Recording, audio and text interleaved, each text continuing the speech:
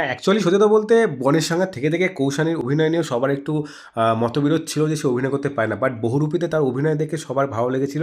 As usual তার নতুন একটা সিরিজ আসছে, আদালত ও একটি মেয়ে। তো সেই সিরিজের ট্রেলার গতকাল লঞ্চ হয়েছে, বাট দেখলাম সিরিয়াসলি বলতে কৌশানী দিয়ে ফাটিয়ে দিয়েছে। মানে একটা কথা বলতে হয় যে না, এই ধরনের মানে সিরিজে যদি অভিনয় ভালো না হয় না তখন দেখতে ভালো লাগে না। তবে কৌশানীদের অভিনয় দেখে সত্যি সবাই হতবাক হয়েছে, ইনক্লুডিং মি।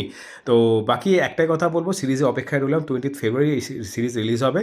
তবে হ্যাঁ, গল্পের মেন মোটিভ হচ্ছে রেফ করা নিয়ে। একটা প্রাইভেট সেক্টরে চাকরি করার পর অনেককে অনেক সময় অনেক জায়গায় যেতে হয়, অ্যাজ ইউজুয়াল মেয়েদের ছেড়ে সবাই যেতে হয়। তো বাট সেখানে বসের ইন্টেনশন থাকে সবসময়, যারা নিচুতে কাজ করে তাদের আন্ডারে কাজ করে সব মেয়েগুলো, তাদের প্রতি একটা ইন্টেনশন খারাপ থাকে। তো সেটাকেই একটু অন্যভাবে তুলে ধরার চেষ্টা করা হয়েছে। আর রেফ হওয়ার পর একটা মেয়েকে কত কিছু সহ্য করতে হয় সেটা কিন্তু খুব সুন্দর করে তুলে ধরা হয়েছে এই সিরিজের মাধ্যমে, তুলে ধরা হবে। তবে হ্যাঁ, একটা কথা যেটা আমার সবথেকে বেশি বেস্ট লেগেছে ট্রেলারে, সেটা হচ্ছে যে কৌশিক সেনের মতো বড় বড় দক্ষ অভিনেতা রয়েছে এখানে, বাট কৌশানীর অভিনয়টা সত্যিই ভালো হয়েছে। আমার শুভশ্রী গাঙ্গুলির আগের অভিনয় যেরকম ছিল, যেমন খিল করা হতো, এখন যেরকম তার নাম হচ্ছে সেরকম হয়তো কৌশানীও হয়তো একদিন এরকম হবে যে আস্তে আস্তে গ্রো করবে। বাট হ্যাঁ, একটা সময় আসবে যে তার অভিনয়ে সে তার দক্ষতা আরও বাড়াতে থাকবে।